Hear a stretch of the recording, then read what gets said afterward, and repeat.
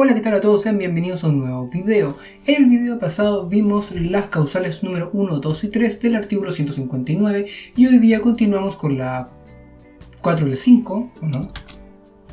Efectivamente, con la 4 y con la 5, que son más complejas. Para los que llegaron a este video primero, para que estén un poco enchufados, en este video estamos hablando de causales de término del contrato de trabajo que no necesariamente son despidos. Y si quieren enterarse de las otras, les recomiendo ir a ver el video anterior. Y comenzamos con el número 4, que es el vencimiento del plazo convenido en el contrato. Aquí la hipótesis de base es sumamente simple, pero hay ciertas hipótesis en que el asunto se va complejizando. Para empezar, esto es cuando el contrato de trabajo establece en el mismo contrato una fecha de término, por ejemplo el 15 de diciembre. Entonces, llegado esa fecha, el contrato se termina y no pasa nada. Y como se podrán imaginar, no da derecho a ningún tipo de indemnización, sino que solamente se debe pagar los días trabajados evidentemente y el feriado proporcional o las vacaciones legales si es que corresponden. Sin embargo, de esta hipótesis, por muy básica que sea, hay dos requisitos fundamentales, ya que todo lo que aparezca en el contrato se debe condecir con la realidad. ¿Qué quiere decir esto? Primero, el contrato debe fijar una fecha específica, como ya dijimos, 15 de diciembre. Si dice que el contrato es de plazo fijo, pero no fija ninguna fecha en particular, no la especifica, entonces se entiende que el contrato es indefinido. ¿Por qué? Porque el derecho laboral siempre va a buscar la certeza jurídica, y ante la duda o ante este vacío, se va a entender que es un contrato indefinido. Del mismo modo, llegado a la fecha, que hemos dicho que es 15 de diciembre, el trabajador debe ser despedido y este despido o esta terminación del contrato, según como se quiera ver, se le debe comunicar por escrito tal como dice el artículo 162. Y esto es sumamente importante. ¿Por qué? Porque si pasamos al 16 de diciembre, el trabajador continúa trabajando con la anuencia del empleador, esto quiere decir que el empleador ve que el trabajador está trabajando y no le dice nada, no le dice como, oye, ayer se terminó tu contrato o no vengan más, sino que explícita o implícitamente lo deja trabajar, se entiende también que automáticamente el contrato de plazo fijo pasa a ser indefinido. Se van a dar cuenta que cada inconsistencia que hay en el contrato, cada vacío o laguna contractual se suple con entenderse de que es un contrato indefinido, y esto es precisamente por lo que ya les decía antes, que es que la ley siempre busca la certeza jurídica. Entonces ya tenemos dos requisitos bases. Primero, el contrato debe especificar una fecha en particular, y dos, esa fecha se debe respetar. De lo contrario, si es que pasa 1 o 2 días trabajando, se entiende que es indefinido, y en esto los tribunales son sumamente estrictos. Sin embargo, puede pasar que el contrato termine antes de la fecha estipulada, es decir, que se le contrate por 6 meses y se les despida en el mes 3. Esto se puede hacer. Aquí la ley hay un pseudo vacío, una pseudo laguna que no voy a explicar para no entrar en detalles técnicos. Sin embargo, si el despido es justificado, es decir, se invoca una causal de buena manera, por ejemplo, no sé, el trabajador le roba cosas a la empresa y esto se logra acreditar, bueno, ahí se le puede despedir, el despido estaría justificado por el mal actuar del trabajador. Pero ¿qué es lo que pasa si se invoca necesidades de la empresa y la causal está mal invocada?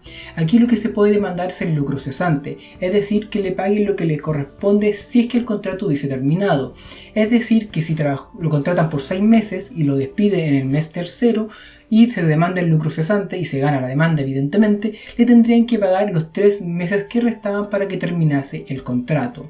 Esta acción o esta prestación, mejor dicho, no está regulada en el contrato de trabajo de forma explícita. Sin embargo, sí se ha demandado guiándose por las reglas generales del derecho y los tribunales lo han acogido. Y aquí uno de los temas que más causan controversias en cuanto al contrato de plazo fijo, y es que si se puede renovar, de qué forma y cuántas veces. Para empezar, el contrato de plazo fijo no puede durar más de 1 año.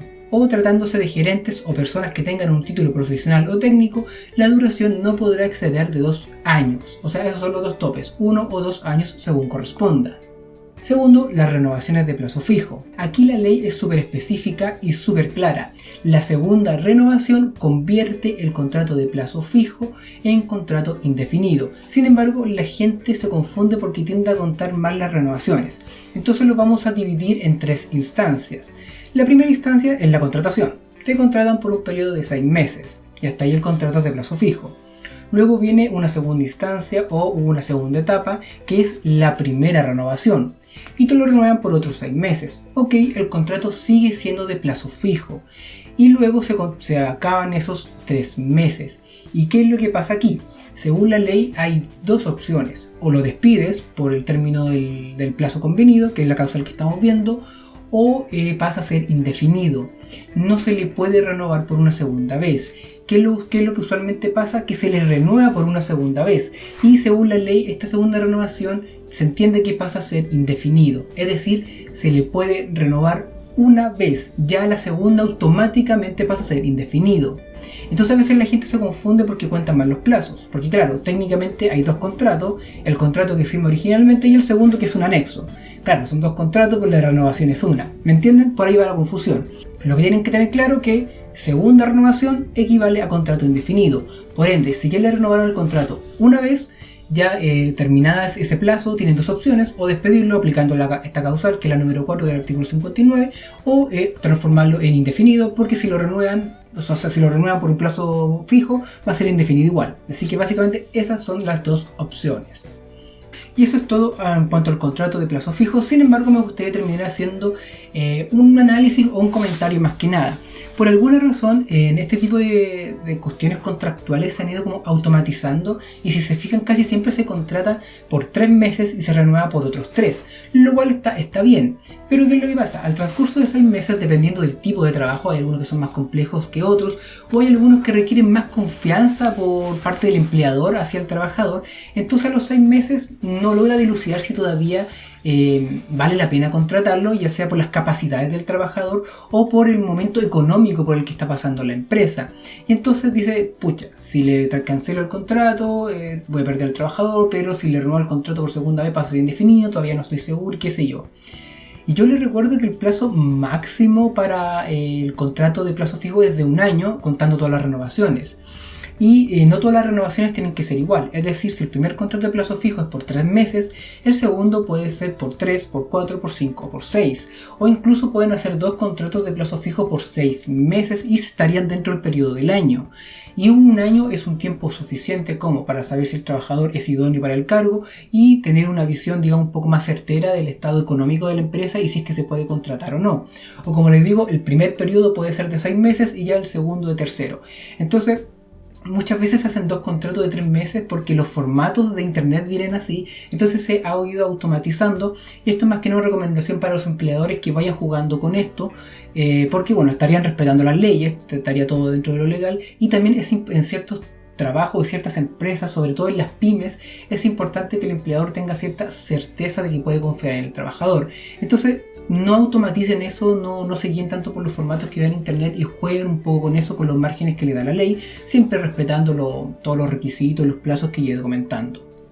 Dicho esto, pasamos a la segunda causal que veremos en este video, que es la número 5. Esta es la conclusión del trabajo o servicio que dio origen al contrato.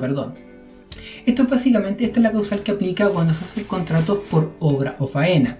Y aquí hay una gran diferencia con la causal anterior. En la causal anterior la fecha de término era una fecha específica, era cierta, 15 de diciembre.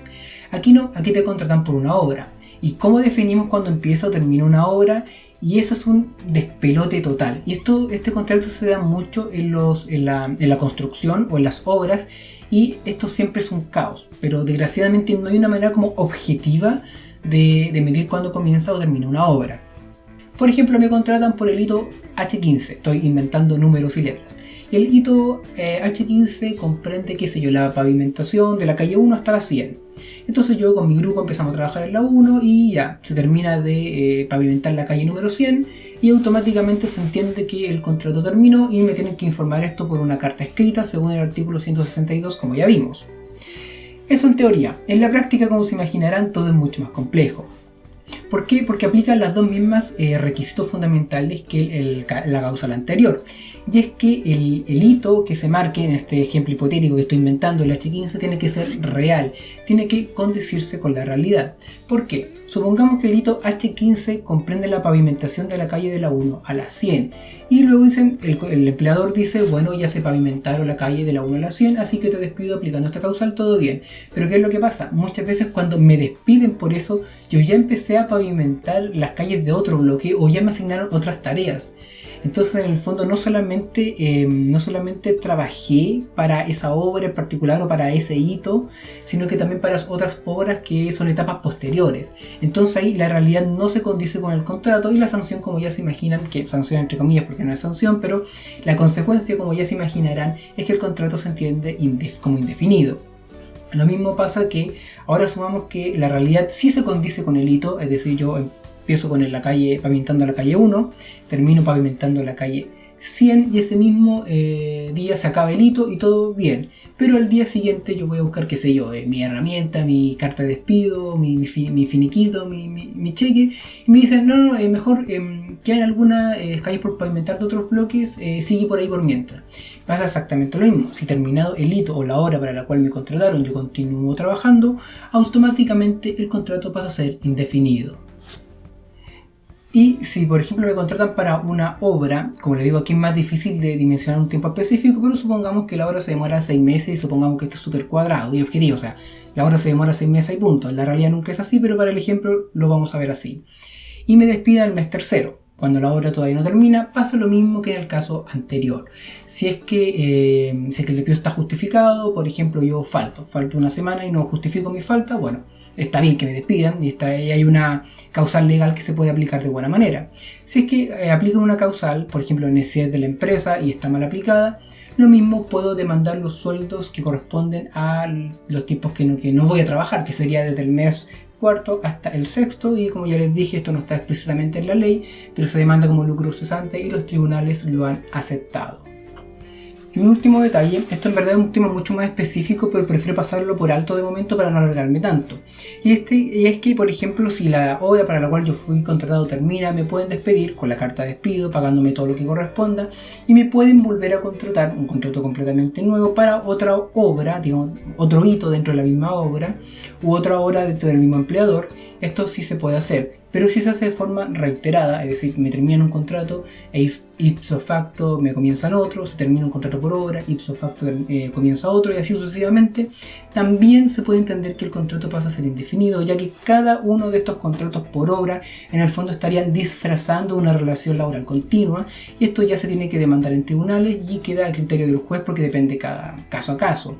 Ahora, si como les digo, un día termina un contrato por obra y el día siguiente comienza otro nuevo, es más o menos evidente, pero hay que ir viendo caso a caso, y este es un tema mucho más técnico que voy a tratar en otro video para no alargarnos tanto.